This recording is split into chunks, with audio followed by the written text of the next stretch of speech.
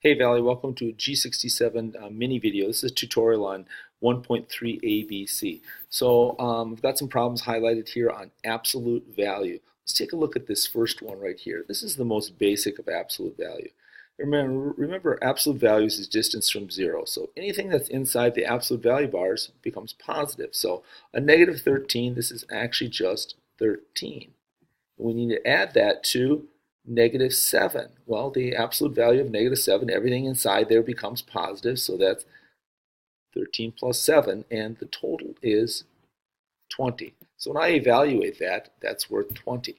Now, I want you to watch the way I did that. I worked it just like an order of operations problems. If you want to get these correct, you want me to approve your work steps, this is the way you have to do it. I don't want you doing it in your head. All right, take a look at this next one here. These are the same numbers, but it's a little bit different now. Because now, think of these absolute value bars like parentheses. What would you do if this was in parentheses? Well, you would go inside the parentheses and do the work. So I'm going to do that. So now I've got negative 13 plus a negative 7. Well, 13 plus 7 is 20, and these are the same sign, so I'm going to keep that negative sign. So now we've got a negative 20 inside the absolute value bars. They're saying, how far is negative 20 from 0 on the number line? Well, it's 20 spaces. Again, everything becomes positive. So that becomes an absolute value of 20 as well. A little bit different process, though. All right, let's take a look at this one here. This one here is the first one that's a little bit tricky, and I'm going to have to try to write small to make this fit. I put them too close together. So we have a negative 5 times 3 plus a negative 2. Well, inside the absolute value bars, the first thing we'd have to do is do this addition. We'd have to do the multiplication here. I didn't put parentheses around it, sorry. So negative 5 times 3, this is actually a negative 15.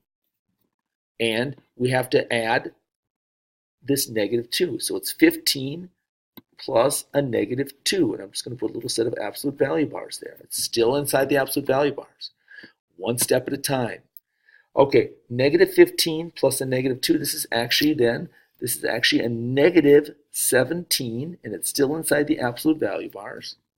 And then, what's the absolute value of negative 17? It is just 17. Sorry. Get that 1 in there so you can see it. It's actually 17. All right, let's take a look at this one here. It's slightly different. Same numbers, but we go inside and we take a look at it. Our natural inclination is to start right here with 5 plus 3, but we can't. We have to look and see what the order of operations is. The order of operations says we're going to have to do this first. So let's do it. Now we've got a negative 5 inside the absolute value bars, but we have 3 times a negative 2. So this is really a negative 6. So it's plus a negative 6. Okay, I'm still inside the absolute value bars. I have the same signs, a negative 5 and a negative 6. That's actually a negative 11. And it's still inside the absolute value bars. Now we're done inside the absolute value bars with all the operations. We had 2 different operations. What is the value of that? Well, it is a positive 11. Okay, here's one more. Oh boy, now we've got this guy here. Well, this really means a negative 1 times whatever we have inside the absolute value bars. So we have negative 6 minus 2 times a negative 1. But we have to do the multiplication first. So a negative 6, and now we've got, this is really plus a negative 2, right? So we really have a negative 2 times a negative 1. This is really a positive 2. So we really have a negative 6 plus 2. Because a negative times a negative will give us a positive. Okay, we still have to finish this out. All right, so we have negative 6 plus 2, so that's a negative 4. Different signs, find the difference. It still times this negative 1 out here. So the absolute value of that is 4, but we still have to multiply that times the negative 1. So a negative 4 times a negative 1 is going to equal a negative 4. You just can't do that stuff in your head, and I'm begging you to take it. Work through these problems step by step. I'm sorry these got crowded. I'm trying to keep everything to a half page to make it easier for the dot cam and for you to see what I want you to work on. There I've drawn lines to kind of separate them. Let me square this up so I give you some problems to work on.